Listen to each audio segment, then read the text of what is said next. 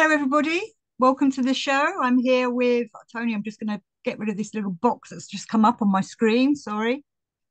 Um, Hi, everybody. Welcome to the show. I'm Debbie Elliott, and I'm here today with the wonderful Tony Blake. But I wanted to start off by saying, Tony, a long time, well, actually not a long time ago, about a year or so ago, you sent me a very creepy video. It was of J.G. Bennett moving. Do you remember? It was like an AI enhanced video. It was John Godolphin Bennett moving, or maybe it was Gurdjieff. I can't remember now. I really can't. And I'm quite concerned about how the future of pictures are going because the AI is now able to animate people that no longer walk this Oh, planet, is what I'm saying. yes, right. I'm Yes. concerned that in the future I'm going to be the next new blockbuster will be Tom Cruise stars with Marilyn Monroe in some new Yes. movie because they've been able to reanimate her, which is why I think we need to keep the theatre alive so we can see live actors playing the roles. I don't want to see, sorry to say, our dead heroes up on the screen being reanimated. We have here in London at the moment ABBA as avatars. It's not really them, it's avatars of them. And apparently it's sold out every night, their concert. Which band is this? ABBA, Oh, Apple. ABBA. Right. Yes, yes. Yeah. And I see the idea of it. I understand it. People want to see their heroes. Thankfully, they're still alive. So they're actual real recordings, but instead it's not them. It's holograms, I suppose, avatars. And I kind of see this is where the future of theatre, maybe, hopefully not, but definitely films is going. Like we might even have in the future a theatre show with, I don't know, our favourite actors playing on the stage, maybe with a hologram of Sir John Gielgud or something. What do you think? That's right. Well, I'm really hardly thinking. I'm hardly thinking in a way because I don't have any a kind of definite kind of conclusion about it.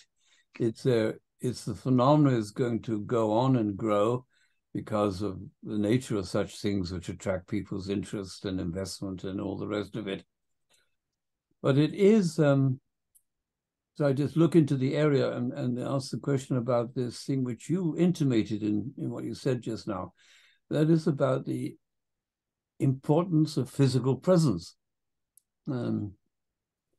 Because in a way, that's why cinema is so fitted for these kind of technological inventions because it doesn't have physical presence in it. It's an image on the screen. So therefore, it makes it much, much more vulnerable.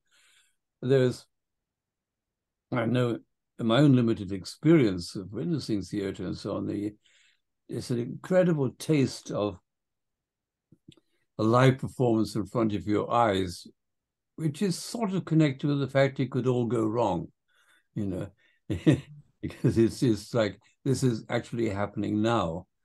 So in speaking about that, then I'm reminded of the sense of the uniqueness of the present moment, which is associated with our physicality and contrasts, I suppose, with this plethora of virtual information and virtual experience. So I hesitate again and say, because I've started thinking about the last 3 years in which, like we're having now, the Zoom experience has replaced face-to-face group meetings. And I was just yesterday doing a dialogue with some people, and they were, I think one was, a chap was in Asia, one was in Wales, and somewhere in America. And we could do that. And it works so incredibly well. I was surprised. So my only explanation for this was to do with the power of the voice, because I tried to find a reason why there was this element of presence still in, like we're doing now, with, looking through the screens and so on. It's because we can at least hear each other's voices, which is physical.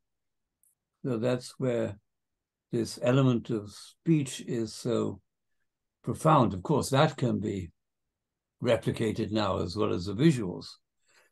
But the voice itself has something extraordinary in it. There was because Bennett and his colleague had a lot of deep interest in language and communication and so on. And Bennett, being from Gurdjieff, had a triad of language, which was language as such, which is like how it's constructed with nouns and verbs and all the rest of it. But then which is how it functions, how it works, how you put words together and so on.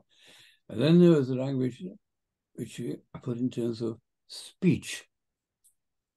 Now, and it's kind of recognized as, I've forgotten what it is in French, but it's like in French, I think la langue and le parole, they're distinguished. It's a language which is like conceptual and you can create the grammar for, and there's the other language which is in speech. And so when I speak, I'm exposing something of my physical being. Like you'd tell someone speaking whether they're ill or whether they're anxious, or it gives a color, doesn't it? In it. And our voice gives us away. We don't need to just see it in somebody's body language. It's also in the tone of our voice, how we are. It's extremely powerful. But then and I've just mentioned the third kind, which is seemingly obvious, but needs a lot of thought. And that's the third dimension, is that of meaning. As a third force can straddle across the other two forces, the first and the second. That is, meaning had to do, the structure of language as such, and also with the substance put into it by speaking. So this brings us nearer to theatre, where, as you know, I've been exploring with this friend of mine, Josiah James, who is a theatre director and a coach and an actor, the expression of, I can only say for the moment, ideas which come through speech and not so much through the written word. But it's very hard to get the substance in the written word. It's because it's too, flat or something. It's too skeletal. But yeah, you're not getting the tone, are you? I kind of see it as like with emails. People sometimes misread my emails because they're reading it how they want to instead of reading it in my voice. Oh, that's so absolutely true. I mean, I hear a number of times, that upset people have seen where you say something in an email because they're filling in, with their own projections. This is why that's the thing which came to the visual arts I was interested in. There's a wonderful book done in comic form about the nature of comics. And he said, yeah, interesting in comics is quite different from representational art, is that it leaves so much out that it pulls out of the viewer all the content. And so you get a few lines and then you got Charlie Brown instantly. And you're filling him with a character, and this is what engages you. And so it's true. So to convey something, you have to listen to that voice. So I remember here, I have the association of my friend Joseph Aziz years ago, and he was going to catch up with my readings, like Meetings of Remarkable Men. And he's making these very obvious observations. He said, just hearing you do these readings, I suddenly realized all these characters had voices. And they weren't just, and he was saying there was such a tremendous difference. Yes, it is. Yeah, because I often record a lot of audio books, and I did Monkey, Journey to the West. Oh, wow. I love So that. I did all voices, like, Pixie, and made him speak like that. And fish would always be soft spoken and thoughtful Yeah. and things like that. And somebody said that I'd made it more alive for them. But they'd obviously never grown up on the 1970s monkey TV series from Japan. So That was wonderful, wasn't it? It's sort of when monkey sort of went this, and this cloud came. yeah. He rode on this cloud. We remember it so vivid, and that kind of thing. Yes, so there is that thing about this physicality, and it's such a integral thing. And I still haven't got anywhere near, a judgment or an explanation about. Now we're faced with the sort of example you give about this completely synthetic production,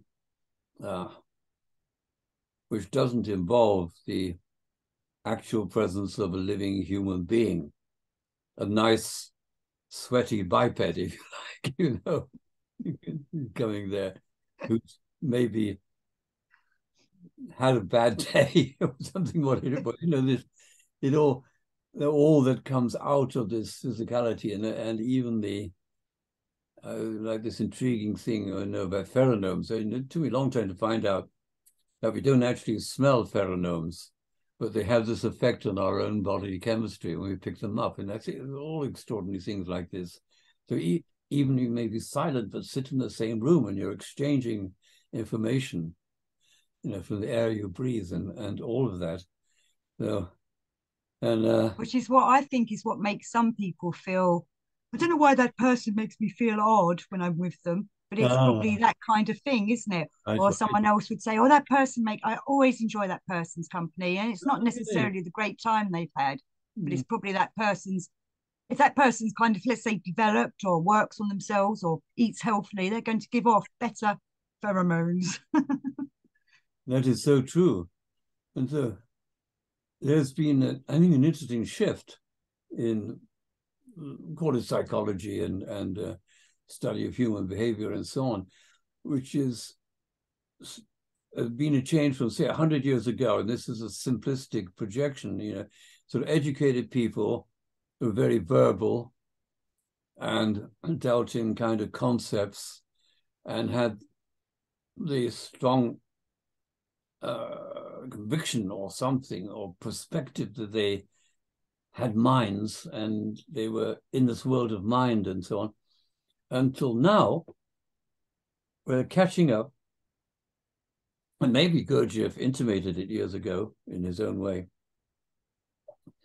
With all this, like these pheromones, these phenomenal exchanges going on, these influences coming from all around us and from people to people, which is seemingly, when you think about it, must have been kind of like suppressed to give space for us to have thoughts, something like that.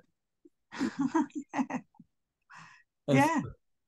So when Gurdjieff was writing Yezov, he starts off with this thing about, the true consciousness is what you call the subconsciousness.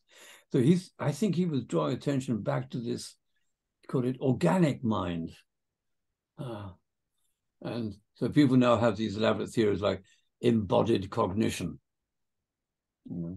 Don't treat it like, you've got to treat it like you know things through the body, and what the body can do is not some kind of floating concept in the air, which is picked up, in the abstract. Is actually got to come out of flesh and blood and breathing and circulation of blood and all the rest of it. And this has correlated with one of my favorite themes, this incredible realization of the alien life living in our guts, which we will now recognize actually influencing our moods. I think things like this, it was... Yeah. We are what we eat. Well, yes, in a way. And then so you get the enjoyable things people face with the idea of eating somebody else's feces to get healthier. I mean, it's kind of a wonderful challenge to our expectations, isn't it, about, because we have lived in this era, and it's to do with the class struggle and so on, the people with money and authority separate themselves from the ordinary people and the workers and so on. And it's like that. There's a line in the play. I can't remember what the name of the play is, but I always loved it. And it's where a character, an aristocratic character in the play, says, we have our servants to do our living for us. You see, this is a complete aristocratic position. You don't have to get involved in all of that. It is so it's for the lower classes. And so it's therefore, you see how it's correlated with this notion of an inferior mind, in us, which was, I think, 100 years ago, the attitude. I mean, because Freud, his the unconscious mind, I think he actually more or less treated it as something primitive, and because it was uncultivated kind of thing. So it's suspect, and misleading and so on, or taking us astray. And you had to build civilization as a controlling that and all that view of things. But now I think it's turning around. And there was I know I'm very attracted to people like, unfortunately he's dead, Gentleman, the philosopher and psychologist. And he talks about starting our thinking from, he calls felt sense. I love a simple phrase, felt sense. And it starts with something, it might be, you find in yourself a certain unease. You see, now ordinarily people, so you're uneasy. But there must be a core to that. There must be a reason as to why you feel like that. Well, uneasy, but this is something we're going to track down, and so you don't feel uneasy anymore. But you see, he took it another way and said, this is an opening. Go into, if you could bring that unease into an articulate voice, then it might be leading you to think differently. And he's a psychologist who studied that. And he started with a thing called focusing, then it goes into this much more elaborate system. But I really think it's because it's like we got used to in our civilized minds of rejecting, or you're uneasy, or you're, I don't know, a funny word on my snifty about something, or you're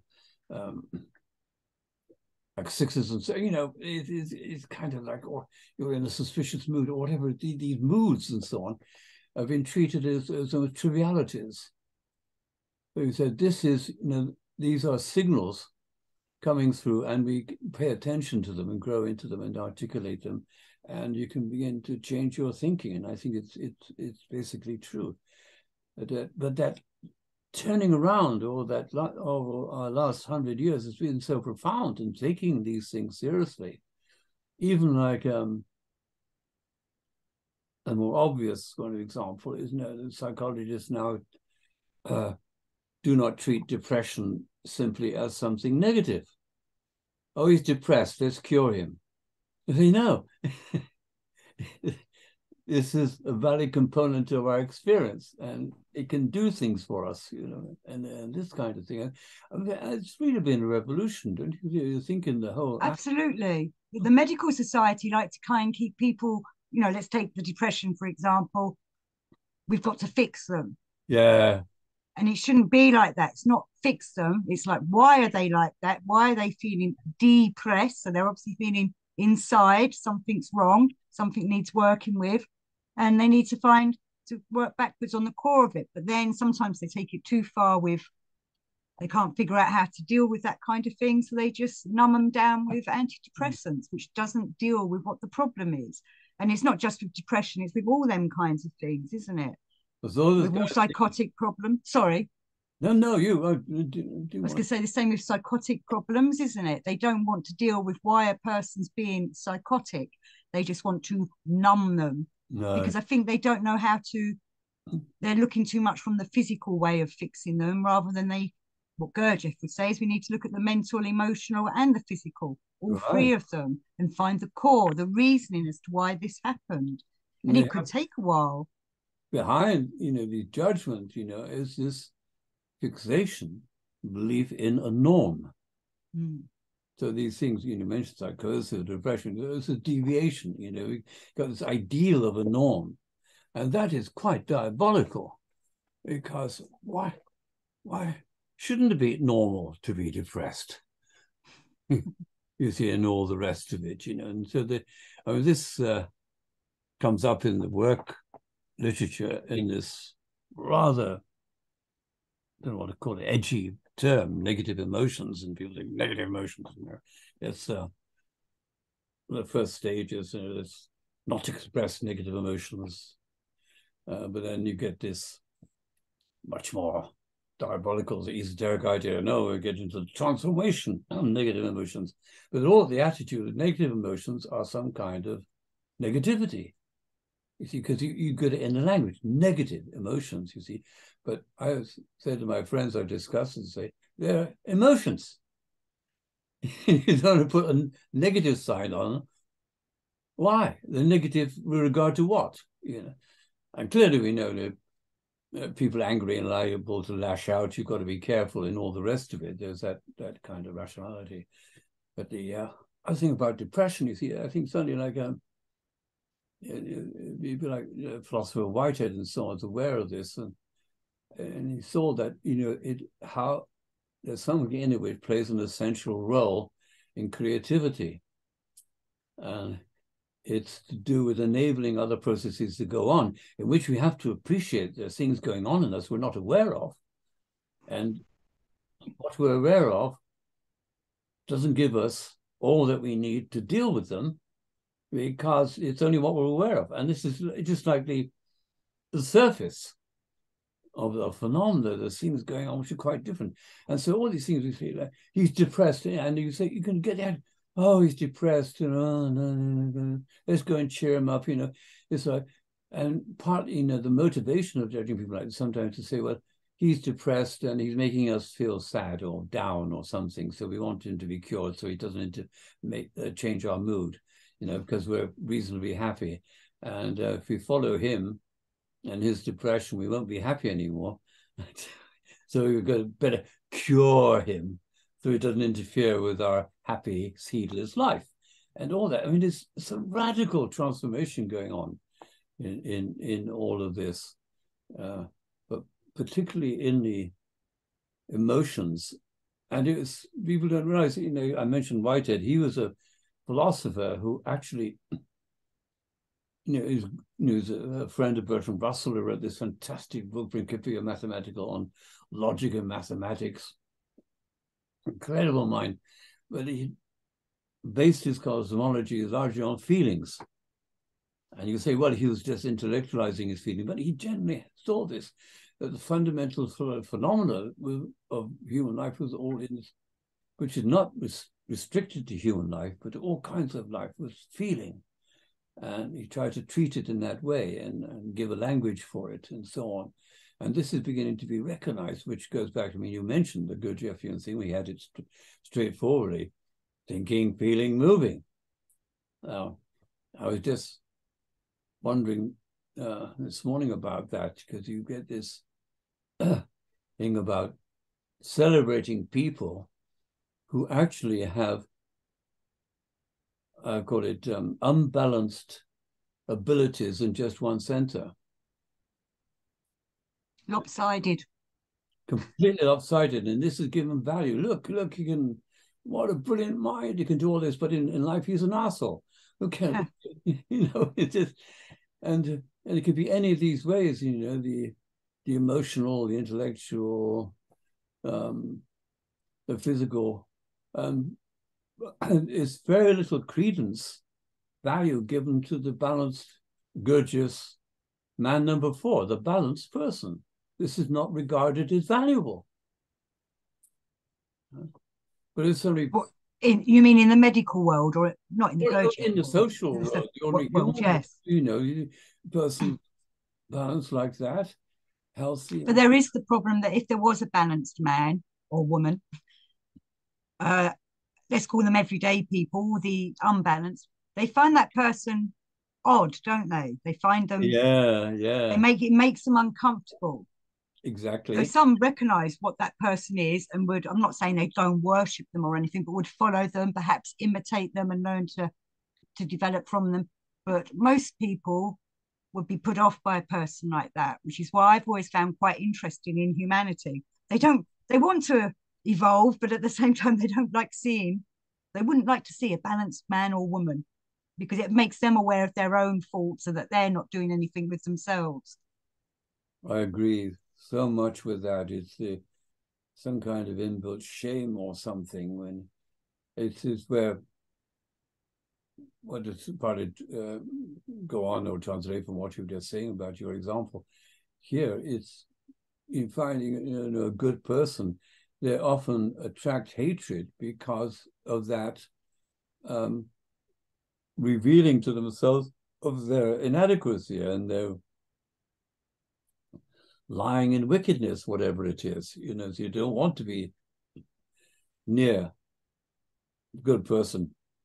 And this, connects for me, the teaching, of Swedenborg, who you know about very well. I was still captivated by his picture of people going to heaven or something like this. Most people, and if they're not, how to say, unpurified in some way, they find that being in heaven is unbearable and throw themselves backwards out of heaven into a lower world. You know the story, don't you? Yeah, it's just one of the most fascinating. I love his work anyway, as you say. But I think if people were told that, then maybe they would perhaps look at themselves a bit more. I encounter a lot of people that don't want to better themselves. But Yeah. as Gurdjieff says, people love their suffering. Yeah, and they almost love their ugliness and, and all that kind of thing. Well, maybe we bring the conversation round. I'm groping in the void here at the moment towards, acting and the theater and so on. There is because, Gurdjieff translated the word theater as reflector of reality. I forgot that. Do you remember it? Do you remember it? Now you've said it, I do vaguely recall. I think that's in either might be Meetings, or is it in Beelzebub's Tales? It's in Beelzebub's Tales, I Oh, believe. right. Okay, yeah. The famous description of his Saturdays in Babylon when they had the people working on theater and so on. And he gives this ridiculous scenario of what they did in an improvisation with the policeman and people arguing and all the rest of it. And it was, this is so lovely. But yeah.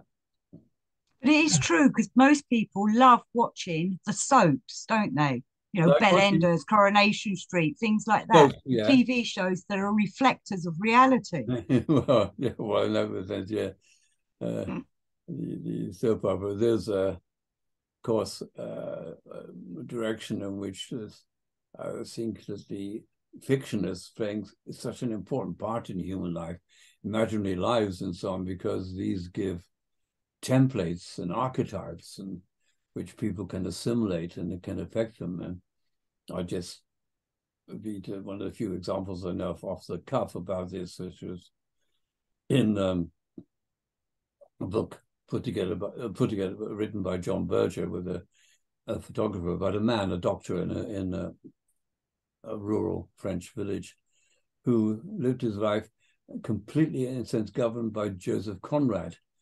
And his character, which is like the man's man, so to speak, but as a sea captain, and Berger expresses how much this man drew on this to enable him to be in his role, and he could then be of service to the villagers with a certain kind of impartiality and so on. But it was just absolutely remarkable kind of example, and you can see how unconsciously people pick up these sort of role models, and people are just selling role models on social media. And they're called influencers or something diabolical like that. I believe we are influencers, aren't we? YouTube influencers. Wow. Touchful, I do. But in a good way, hopefully. Hopefully we're helping people to develop themselves.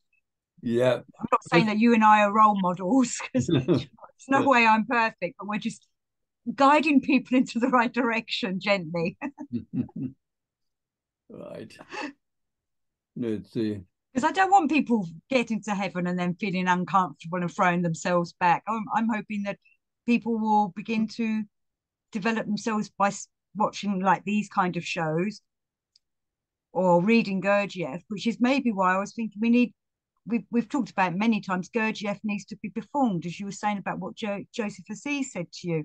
When you actually hear the characters, it makes him much more alive. And sometimes reading the book, I do know everybody struggles with Beelzebub's Tales, but to see it performed would be quite different.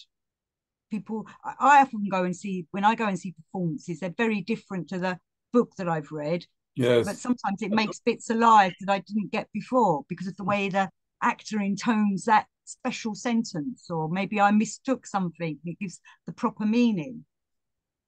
exactly. And this brings us closer to I wanted to mention during our conversation that is we're going to Jessai, James and I are going to do a program on or a seminar, what I'm pretty just calling Fourth Way Theatre. And even today provided with the subtitle Enacting Reality. It's a notion about acting in reality, because people get together and sometimes try to exchange what they know or experience in terms of techniques or the theories of the work and so on. But this very little attention is paid to how they're doing that because of this background assumption. And it's one of my, I'd say, obsessions, to moan about this, that is to say that he very much concerned with what to think, or what to say, or whatever it is, but hardly ever with how to think. Oh, right. How to say it? How to say, because it's all to the ground we already know. And I here refer, and it's very mechanical for me, I'm always referring to this, as Gurdjieff said, the main reason people don't get more consciousness is because they don't want it. And they don't want it because they think they have it already. So why should they bother? What's all this fluff around, And I got a job, I can drive a car. What the hell is there, to do it? What is this? So the very, very few of us, I think, get to the point of really desiring consciousness. I would say, may not you, for you desire it. No, I would agree with you completely on that. Some people are deluded that they have consciousness. I definitely see that a lot with people. I'm awake. So you're not awake. Oh my God. You're waking up. But Might, and also with yes. like they're kind of I don't want to put people down, but we we need to sort of work on ourselves and remember that it's an ongoing process. We're not suddenly bing, ta-da, I'm awake and off I go. Yes, indeed. You. But I also struggle with people that want to be told what to do. And I feel like if we could somehow get Beelzebub's Tales into some kind of theatrical work, then people would see it being performed and they would perhaps get it more than being read to, or me telling them or you telling them. If it's like we were saying earlier about role models, isn't it? As you know, I put up, I did a puppet version of Scene 2 of Struggle of the Magicians, because I Yeah. thought putting that forward was a very good way of people seeing it enacted rather than just trying to read the play. I know it was a very Blue Peter job, but I know people liked it. But it was good it was fun for me to make, and it helped me with my understanding of Struggle of the Magicians. But it's seeing it performed makes you see it again. Well, hopefully you're using all your centres, and maybe you're getting something. I'm not saying it's an objective piece of art. It would be lovely if it was. Whatever that means.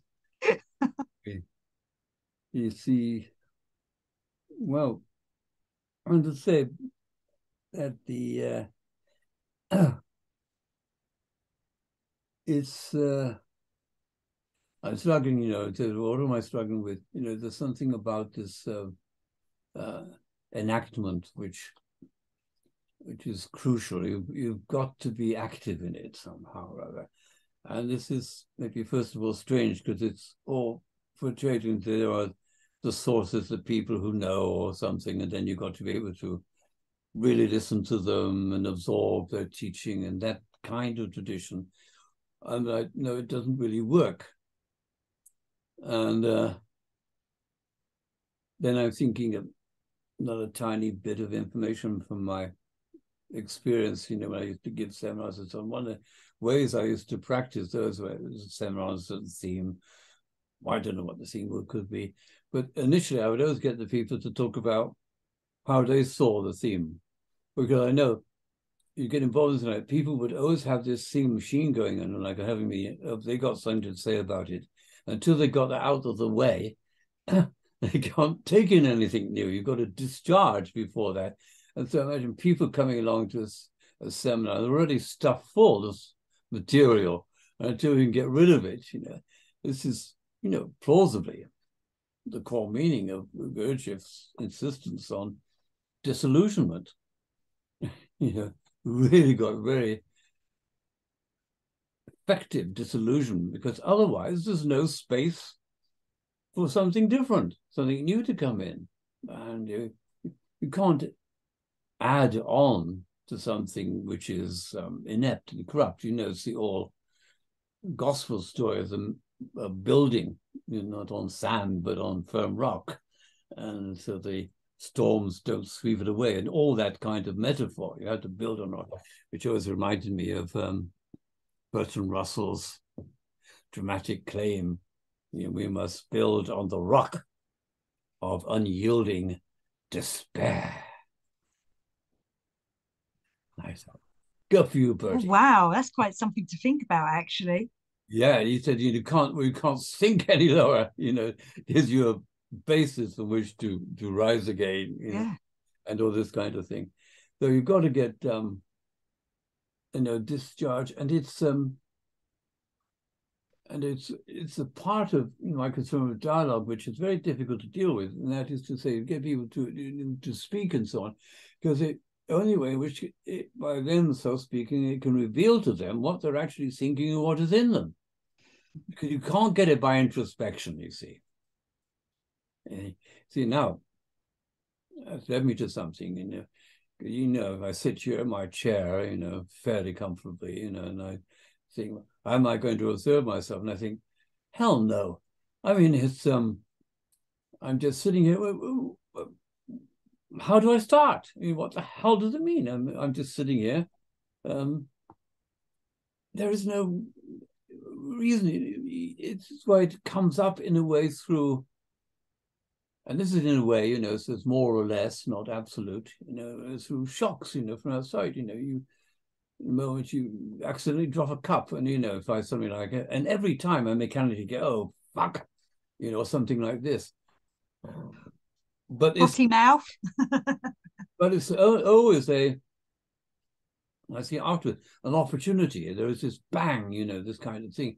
Gurdjieff was so smart about this, because he poo-poos all this introspection and self-reflection and meditation and all the rest, because it's that moment he knew something like that. You see, when you kind of catch yourself when you're losing your temper with your friend, or being irritable, like today in a bus, in a small example, and again in a bus, and somebody there looked an elderly gentleman at me. I said, offered his seat, and I said, no, no, no. But I didn't say no, no in a kind way. I just sort of like reacted. I could see the reaction there afterwards, you see. And this is where Gurdjieff was so good at, and said, this is where you can observe it, because it's in action. You can see yourself in action, how you act. And his famous story reported by Ouspensky in Search of the Miraculous about types. They're chatting about types and walking in the park. Do you know the story? Can you remember? Well, I'll say it to you anyway. No, say it anyway, yeah, because other people won't know, but I'm sure I'll get it when you get going. Yeah, we will. Anyway, and he's walking around the park, and he's had a cane in his on. He drops his cane. Oh, Remember it now. And he walks yeah. up, you see, and everybody said, "One, stops, another doesn't stop, one just stops and looks, one bends and picks up the cane, and he turns around and said, he went through them, what did you do? And each one had a different reaction. He said, now this is type. The same action produced the same stimulus and produced these different responses. That is type. And he then emphasized that it was an art form to distinguish these, and you have to be an artist to do it. And he quite firmly rejected the notion of having any system of types. And I think this is very, very important. But that, so action, so revealing what you reveal to you have to, this thing about how to reveal, to be revealed, it's just something which is a potential. I'm groping towards it, a potential in this really active theater, because you to bring something out of yourself out there so you can see it. Because you're just sitting here as I'm sitting here and thinking, you know, shall I now choose to look at my own character? You know, I'm just a body sitting here in this chair, chatting away. You know, it's what it is. How am I going to see anything about myself, in which matters? You know, it's got to be some issue at stake. I must say some drama. Drama. Drama. This is being me too. So you got all that thing, and all these great people like Peter Brook and Grotowski and so on, these ways of, you know, working with actors. And there's a different kind of work on myself in the way it becomes in the theater geniuses, because it's not like the direct working on myself in The Verge of Blind, but it's similar to it because it involves this in coupling with the director who can get you into certain challenges which produce evidence or phenomena, which are part of the essential learning to get these phenomena to learn from. But there can be, it's not quite the same, but it's an in-between thing, because there's another role of self-knowing or something which comes through what's good, you know, therapy and psychoanalysis and so on, where we have this person taking this role of interrogator or mentor or whatever it is, and which is not so intrusive as the theater director, and then you've got the person by themselves in life. You see what it means, a whole range of situations, and some of them involves other people. And I'm all trying to contrast this groping for things, you know, me sitting in the chair, you know, to being like, and it starts with other people. This reveals yourself more than anything else, possibly, how you are with other people, how you respond to different things. And this is a very, very powerful tool. And for me, it's important because if you only get this interaction between people, and I called it in I think I was writing the other day, stuffy meetings. Let's see, people sitting around in a circle talking about their experience, you know, in a way, it's maybe shameful of me to say, you know, really makes me shudder. you know, sitting around because that's subjective, isn't it? They're not putting themselves in the positions of what other people who they've enacted with when they've done whatever they're talking about. It's kind of like you're not walking in someone else's shoes to see how it's affected them. Well, which kind of like is what an actor does, isn't it? An actor's trying out different types. It's this, you know, just, you brought to mind now is this kind of atomic sort of situation where, you know, in the theater, and so you yourself, and there's another person, and you do something, you act, you do some new sort of action, and that other person, in a way which will not be predictable by you, comes up with an action, and it's independent of you in a way. Then you have to face it. Now that's a tremendously challenging and creative situation. You see, and you get group meetings and so on, and they're all designed to eliminate anything like that because it's all the expected response and the safe response. Well, I get what you're saying now. Okay, yes. Yeah. I don't mean to say Mm, it had to be all the time provocative, or mm. hysterical or something like this. Because I remember talking to, I wish I could remember his name now. Some years ago, there was a guy, an American, I think it was, who was very prominent in what was T groups or sensitivity training. It's probably before your time. That was very strong in the 60s. And that's where the whole thing was, bringing out your emotions and speaking about your emotions and so on. And I was interested in following up all these different methods, and I met him in London. I wish I could remember his name. He was a great guy. And I saw him for this one conversation. And he more or less, very soon at the beginning of our meeting, said he's more or less given up on his group work. And I was so surprised at it. And he said that he was in a group, and it was all this, and it kind of very crude. It always degenerated, very crude sort of demand on people to express their emotions and so on. And I myself had been on the receiving end of this, in a few of those personal examples, especially with, I remember on 2 occasions with the wives of some of my friends in which I refused to do so and made these women very angry, which led eventually to them demanding that they cease friendship with me. So that's the whole story behind that.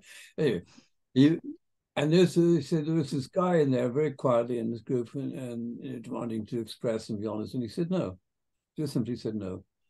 And Mano simply said he realized that this guy in that group was more together, a more complete, a more human, and more honest, you see. And so from that, he decided to give it up, and he started reading In Search of the Miraculous, and was interested in the Gurdjieff work, you see. Hey. Yeah, I regret never being in touch with him after that. What happened? Did he go on with it or something like this?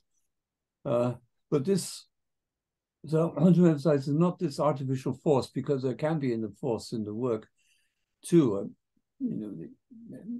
Another of my past conversations you may have come across is with Mr. Bennett, and I still could see myself in the room with him. We was talking about psychological groups in Gurdjieff's name, and I gradually inferred that he was like talking about groups in America, and were subjected their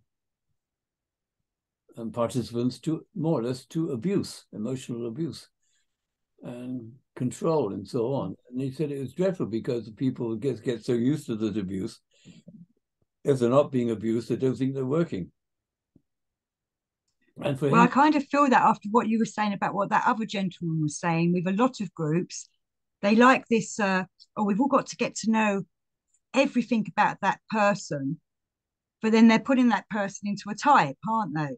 Where I think we're a mixture of types most of the time. But then that person that's being interviewed and being asked about what he or she's doing then falls into the pattern with them of it kind of becomes mechanical after a while, isn't it? They just do the same things over and over at these groups instead of looking at what they're doing or who they're being or how they're reacting to what other people are saying. And it's like the energy kind of winds down from it all because they're just doing the same thing over and over rather than looking at things perhaps from using that experience to work upon themselves and for other people to work in a group together. I don't think I got that across very well, but and I can see why that man then broke away, because I'm kind of like that. If everything's a bit too, you're going to do it this way, I'm like, I'm out. is I was, and you've gone a different direction, but But go back to what you were saying. quite valid. It's this thing, of knowing this. This is a sort of dodgy and sensitive area. You see, I'm talking about safe word like challenge. You see, and you've got to have this kind of challenge, but it's not. It shouldn't be coercive. And there was this theme an idea which was around when I was with Benedict Coombe Springs, and not he would do it himself, but some of the people, old hands, so to speak, few of them, would get hold of this idea, and it got so misapplied in the Goethe work, called of conscious shock. Mm. And this wonderful resounding phrase, second conscious shock.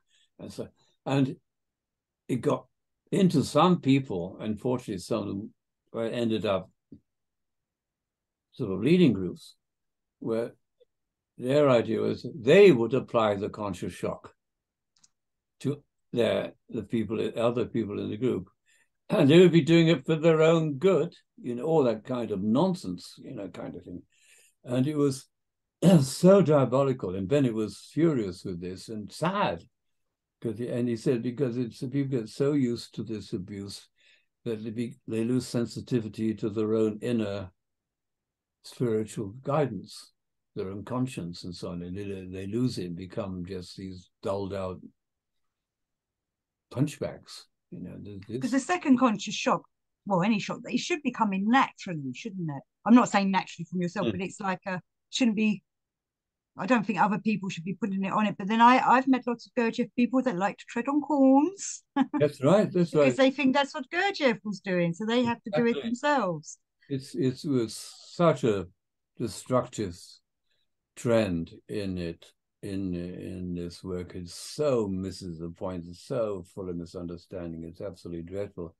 But so you have to be very careful going back to our theatre work. You see, there is something to, as you know yourself, there's certain things of exposure. We're in that realm. You mentioned, the shock should be natural and so on. It can something can be produced intentionally, but it's all to do with trying to avoid, and it's very difficult to describe properly. Don't just say of one person doing something to another person, never having one person doing something to another person.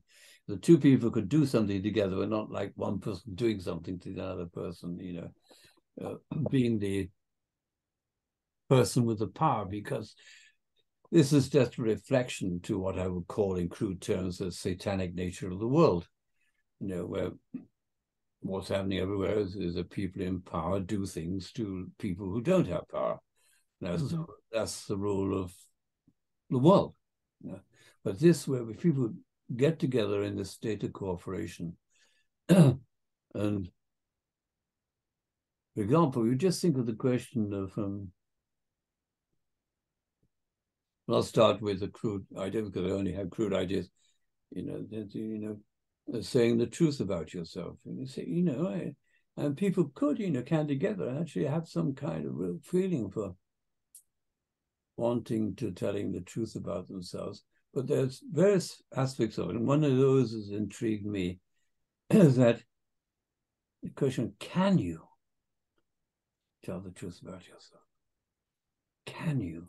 And as I say, I picked up his possibly Orage worked on with people in his group, because he did work with them about writing autobiography, but not only writing autobiography, but also, and it goes back to our earlier conversation, then reading this aloud.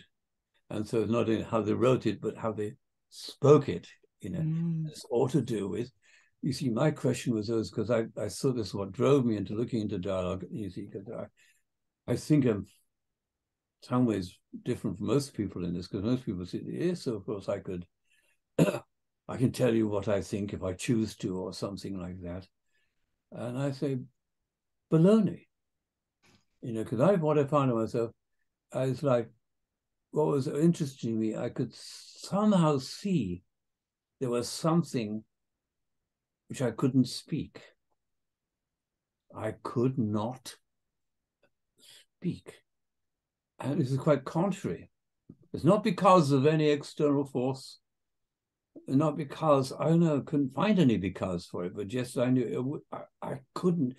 And it was strictly, this is why I became obsessed with, in the work, this notion of ableness. Gurdjieff emphasized, and is quite different from ordinary thinking in the world, doesn't get this at all. It's all in this fantasy. If you wish to do something, you can do it. You can fulfill your dreams, which is all crap, as far as I'm concerned. Because he said, no, you've got to be able to. Doesn't matter what you wish, what you hope for, got to be able. And it made this ableness, and it corresponds, I say, to the whole thread of the teaching to do with the third force.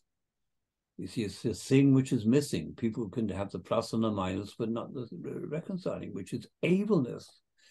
And there's wonderful current of teaching in the Gurdjieff work and literature. You can track it down, this ableness and how it, I think it corresponded to his famous word, Hamlet-Zoen, the blood of the spirit.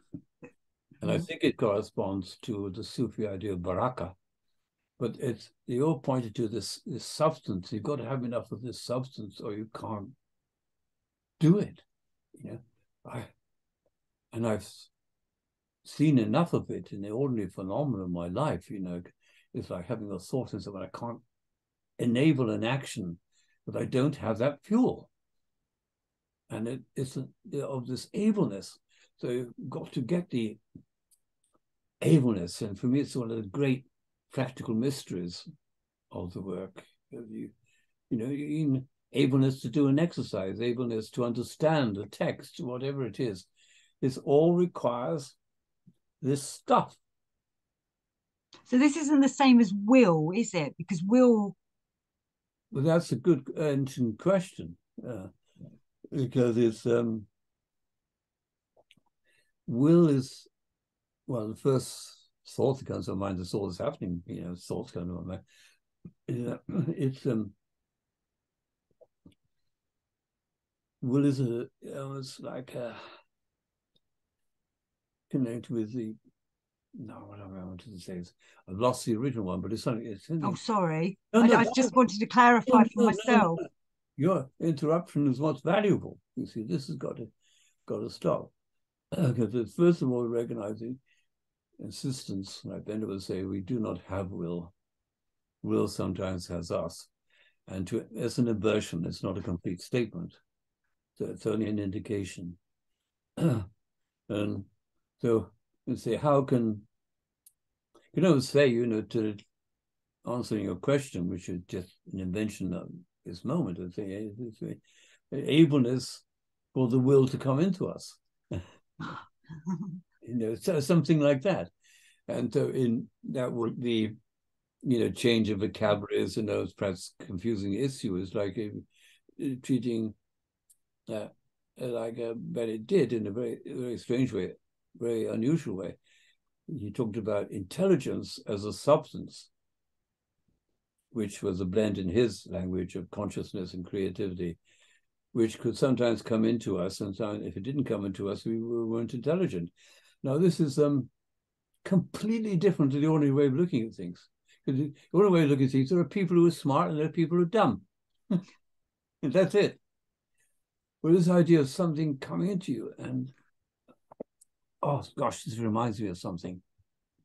I'm going to go right at a tangent now, because, well, all apologies to any viewers we have for this rambling. That was a friend of mine revealed to me about this. See, about levels, you see, the ableness is beyond this thing about levels. Like, the way in which people get into the notion in these esoteric ideas in whatever form it takes, more or less, say there are lower and higher levels or whatever, you see. And more or less everybody wants to be in the higher levels. You see. It's, So I pray to get there, but really I need the ableness to do it. Well, you're getting there. That's really pointing out, because somebody pointed out to me, as my friend Andrew Moyer, in fact, he said, it's an absolute revelation to me. He said, you see, when you're in the higher, so we feel we're experiencing the higher level, we're actually discharging energy. Energy is being used up for us to have that experience. And it's only when we're in the lower levels that we can build something, which is the energy to enable us to get into the higher world.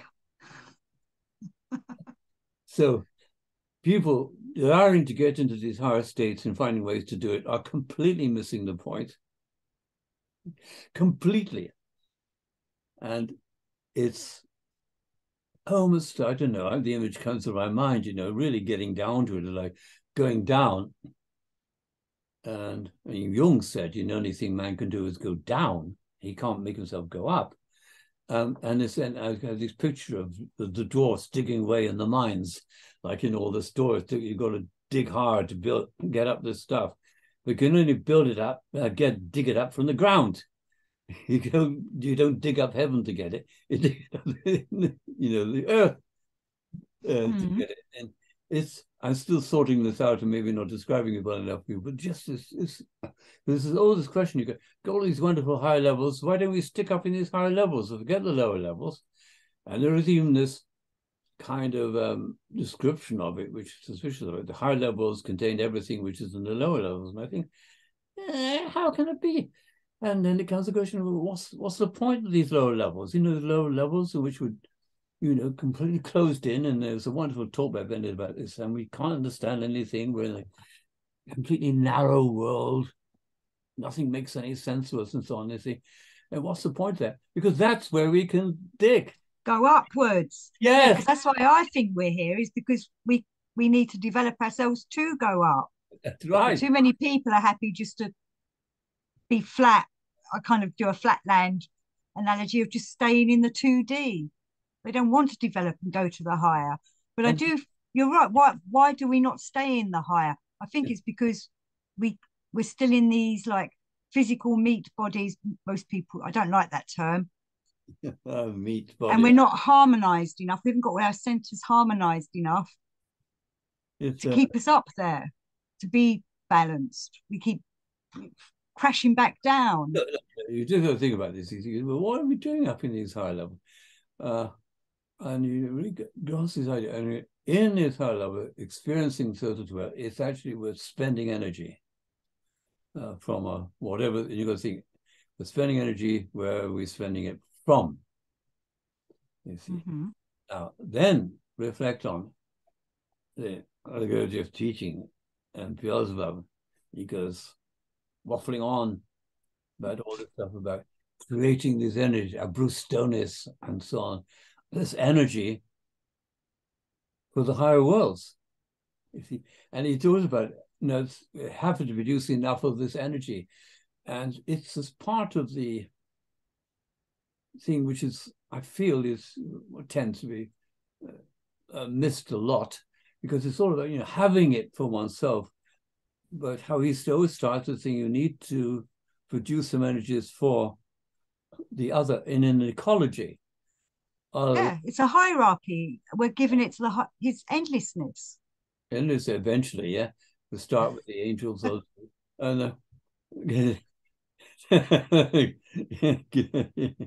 throw the angels a bone. They need it more than us, apparently. I would think so. Because really, we're just doing it, as you say, to go up. But we're not staying up. We've got to keep creating it to send that energy upwards to be part of the cosmic not mechanicalness. I hope not. Well, the cosmic harmony, ongoing processes. I've forgotten what the terms are that Gurdjieff calls it. Well, that's right. I see where you're coming from now. I get it. Yes. That's we want to be sort of give up our grabbing and you can just join the cosmic party. So it's kind of like that old saying of it's the journey and not the destination. Yeah. Yes, there is, but but the point is he gives value to our lower states. There's this thing which I just read this thing by Bennett, came across in printed document 5-7 years ago now, and I can't find it again. This particular thing because he implied that there was a value in these lower states. You see, and I thought, what is he saying? Well, why is there a value in these lower states? When we get into them, we can't know what our A from our elbow, so to speak. you don't see, you don't discern, you can't make sense. You live in a narrow country. Well, what's the point? And it's really staggering. I mean, realization that that is the condition in which we can actually make something, do something, and just unexpected. You think, oh, let me put you to higher state, then I can do something. You see. See, we are important, but only when we're working on ourselves. That's right. That's right. And you know, it's that miracle when you're in a state you haven't. I used to see it. I'm trying to remember in mind because often, you know, we have lots of us have moments of insight and depth. You see, we can't recall it afterwards and its meaning, and it's happening to me now. And that sense you don't need. You can act in a way where it's like this. If you don't have the energy to do something, but yet you do it in some way, and there's something like that, which is the freedom, you know, the genuine work is like that, because you feel this energy and confidence and power, and you can do lots of things in that state, but you're not creating anything new there. It's when you don't have the strength, you still do it, which sounds crazy because you don't have the strength, you can't do it. So I'm talking paradoxically, but it's like you're kind of empty, and if you go on, it's like the sort of story, anecdotal example. I remember, Bennett talking about his period, as if before Super, I think for about 2 years, he felt kind of empty. Nothing really worked for him, but he carried on for 2 years teaching the work, so to speak, going through the motions, so to speak. But he felt like a shell, empty inside, and it's that. And I think, well, really, I felt maybe this had immense value. Because you see, when you feel strong and confident, of course you can do strong and confident things. But if you act in a way which is not that, and maybe this is to do with your question about will, I don't know. That can be. I think from my own examples of what you've just said about this, carrying on, even though it hadn't got, let's say, the momentum anymore. I feel like that's the time when you've got to do something else. I'm not saying you give up the Gurdjieff work, but you have to go and look at something in a different way. Or I think that's what I was meaning about them groups we were talking about earlier, when they just do the same thing over and over and over again. That becomes safe and secure, and you're not getting your shocks anymore, are you? To take you to the next, point you in the next direction. I hope that I do have moments. I suppose I do have weeks and months sometimes when I just think, well, where do I go from here? But then suddenly at some point, something happens, whether I get, I don't know, some information from you, or someone sends me a new book or something. It's like everything, I feel like is working inside me. It's kind of got a bit, not stagnant, that's the wrong word, but it's not really flowing very well. But then something comes along and pushes me along. And that's surely the shocks, isn't it? Or I have to make the effort to do something different. I have to use, I suppose that's will. That's not ableness, though, is it? Because surely ableness is the doing. Well, it means, like Bennett's famous definition of his mysterious word hypothesis, ableness to be. Ableness to be in all this. Anyway, but not so much. Those be sort of careful with the terms and so on. You can't quite pin them down. You just keep them open texture, so to speak. But I wanted to, but I see we're going to a certain kind of time limit to talk about, just mention the end of April and weekend we hope to do at Claremont. Josiah James and I weekend seminar on the Fourth Way Theatre. Bring, seeing various things and to have, in a way, to have fun. I still have a challenge I put to Josiah of finding a way of treating the work ideas like stand-up comedians. Getting out of this dreary, pontificating, explanatory, authoritarian mode in the because some people say, they feel very strongly that Elliot had an immense sense of humor and of the absurd. And this needs to be felt and experienced and gone through oneself. I fear this ponderousness is obstructive, so to speak. It is capacity to make these ideas live. Yes, absolutely. Which is maybe why he says we need to read it aloud to someone when we read it the second time. Indeed, this is what, DSI's absolutely passionately got hold of that. And he's able to teach people, he's able to teach, coach people in being able to do that to some degree. He's able to pass over some of this ableness, and you've got to, as you've experienced a little bit of. And it's amazing. It reminds me of the time I really respected Bennett when I found out, I don't know what it was, in the 1930s, that he took elocution lessons.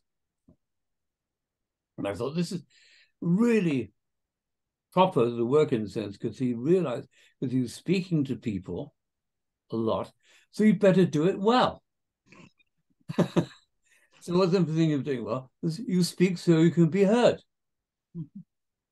That's what you do. You're going to get trained.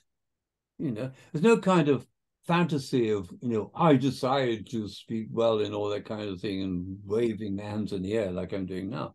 But no, he did this straightforward thing. It's like those stories about, person praying to God or something to be rescued and ignoring the boat and the helicopter and all the rest of it. Because it's the practical thing which is there. You want to know how to speak in a very way. You go to an expert to teach you, as sort of to someone like Josiah to teach you. And that side of things, which is so neglected in the work because it's full of imaginary superstitious powers, intuitions, and mysterious energies and blah, blah, blah. Instead of saying you want to achieve something, you find a way of doing it. And your task is not to do some imaginary hocus pocus, but to go and find a way of doing it. To say about people doing what we call morning exercises, very often people were taught about all kinds of difficulties and tensions and all the rest of it. And you could say there was one way you could go by just urging them to relax more or apply sensation or do something in so-called inward. And you say, I think, go and get some training, go and do Alexander technique or yoga or something, because you've got that need, you find a way of fulfilling the need instead of treating it in terms of magic. Yeah, and then when you've gone and had them few lessons or course, whatever, then you do it your way. Yeah, you can integrate. Do you know what I mean? Like, you implement what you've learned into doing the Gurdjieff work. Yeah. Right, like our friend Russell Schreiber used to say, there's tremendous psychology, but you could find out ways of enabling it to work.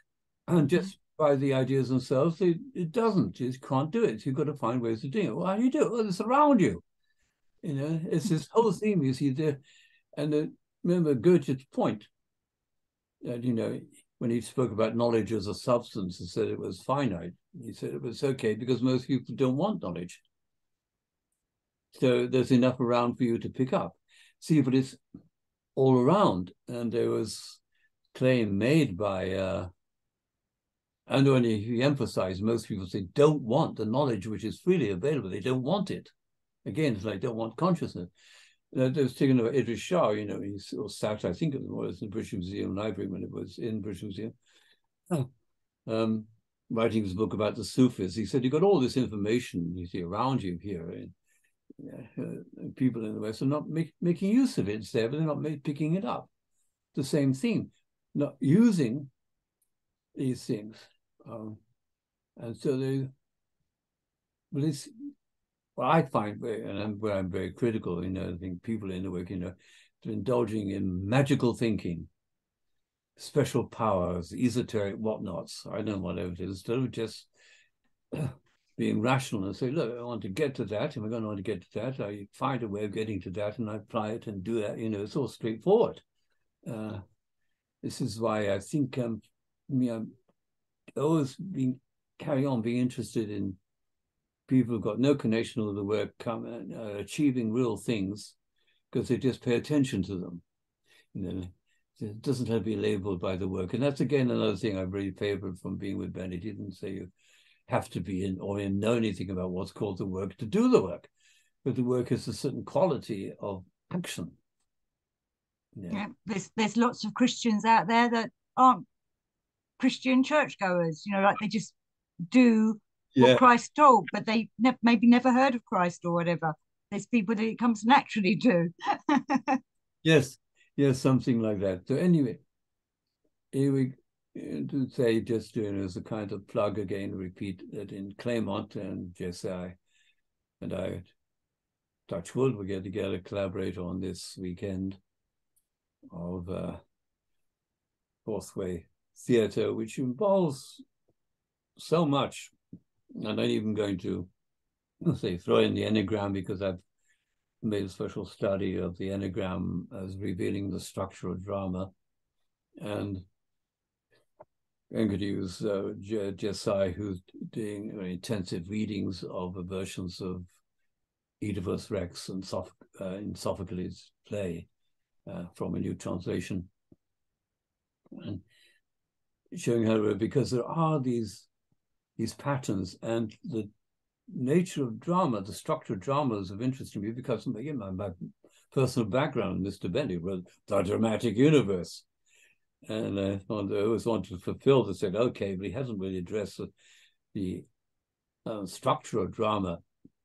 He itself, even though, you know, I was with him, we were doing systematics, it was called, like we did one of the things was the systematics of drama. And I studied it. And I remember taking a group to see Pirandello play 6 characters in search of an author and studying it. And so whatever it was, because there is this pattern of drama, and it's got great secrets in it, I think, and it's secrets which every kind of person who's got hit by Shakespeare or the Greeks or whatever have been touched by, you know, and it's the enactment of, and so I call it enacting reality. But it's, you know, it's theatre can give you a taste of getting into this very sensitive area, you know, saying, well, which sets us free from this prison of the natural, being natural. You see, everything really significant we do, I say, demands us being unnatural. And I always liked Nietzsche saying, have you ever heard it, Debbie, you know, it is the nature of man to be unnatural. This kind of thing. And we live in this. That surely means be free rather than follow a mechanical process. Well, many things. Yeah, depends how you take it. But you see, this thing about you living your life, you see, you know, it's another way.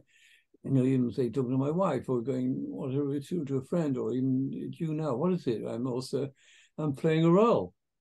You know, you got to get used to this, and there was always a thread, a very sort of powerful practical work, which is, you know, playing roles, roles which you wouldn't choose ordinarily. And a few exercises I did with Bennett made fantastic impact on me, because you've got to get free of this notion of doing things naturally. It's something so radical in negotiative work about this, which I don't think addressed consciously in the other systems at all, because it's recognized you get into a way of playing your life, playing a role in your life. And of course, there are many sides to do it. Your close friends, or your parents, or your neighbor, or your whatever it is, or even the man in the street. You see, you get into ways of doing this which give you a place, but they're all about, can you change your place in the scheme of things, and you do it by learning to play different roles. And even now, just describing it in these abstract words, suddenly my guts began to go. Ooh. Well, it's funny because as you said that, I was going to say it takes guts to do something. There like you go. that.